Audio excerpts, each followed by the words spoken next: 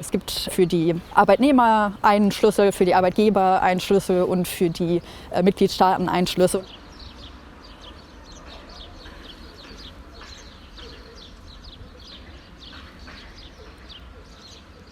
Die ILO ist für mich auf jeden Fall eine der spannendsten internationalen Organisationen.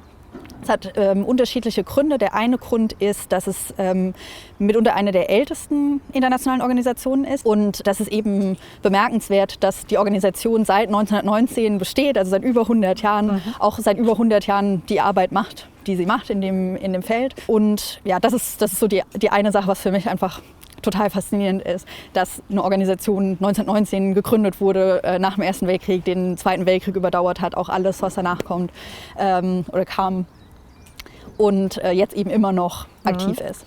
Und die Veränderungen, die damit einhergehen, das ist so der eine Aspekt. Der zweite Aspekt ist, dass die ILO eine ganz spezifische Mitgliederstruktur hat.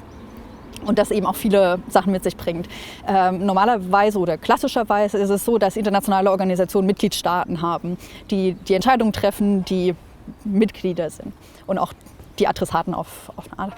Und bei der ILO sind es eben die Mitgliedstaaten, das ist so, aber es gibt noch zwei weitere Gruppen von Mitgliedern. Das sind Vertreter von Arbeitnehmern und Arbeitgebern.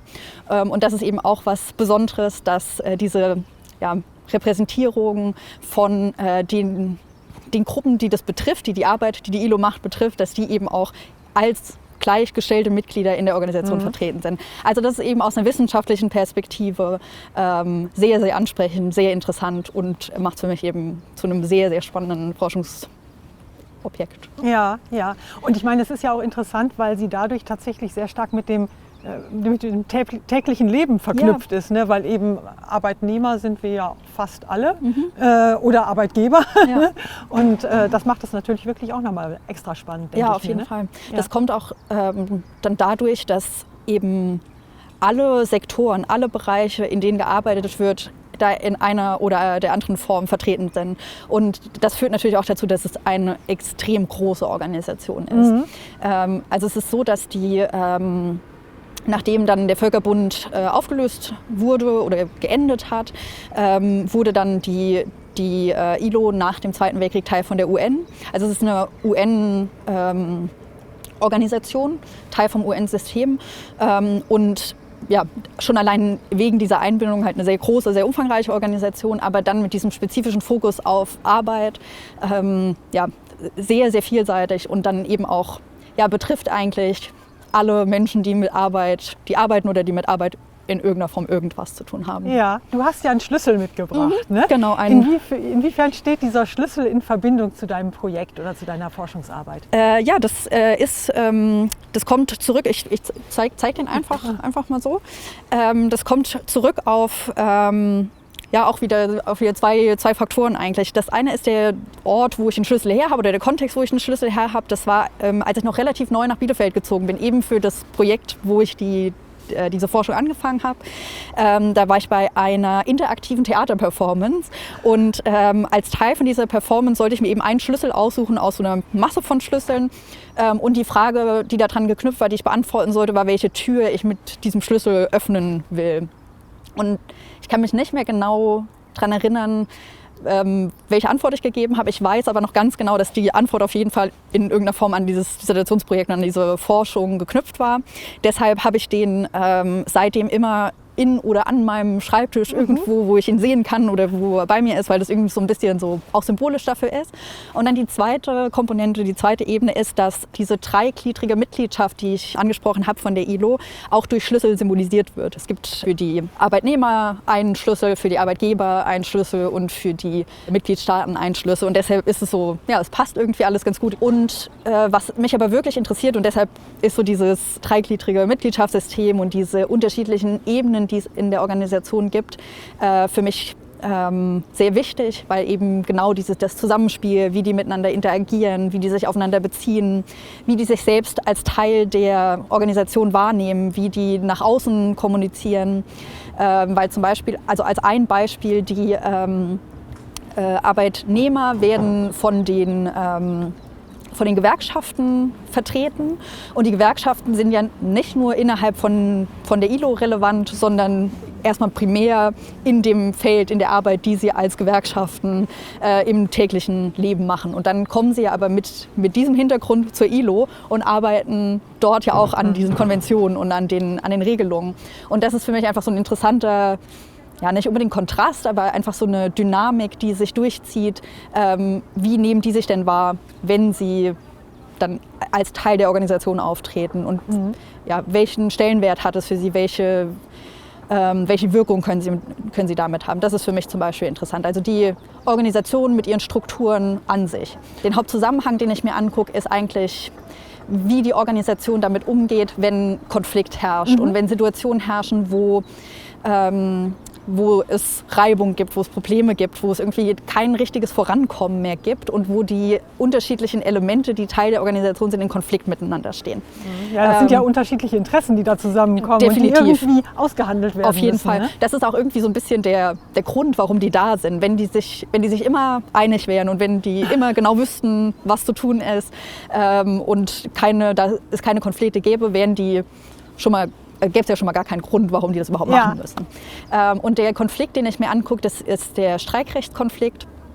Der ist gebunden oder ausgehend von einer von den ganz grundlegenden Kernnormen von der Arbeitsorganisation, wo es eben um Versammlungsrecht geht und eben dieses Recht dazu, sich zu vertreten und eben auch mitunter sowas wie Streik zu organisieren.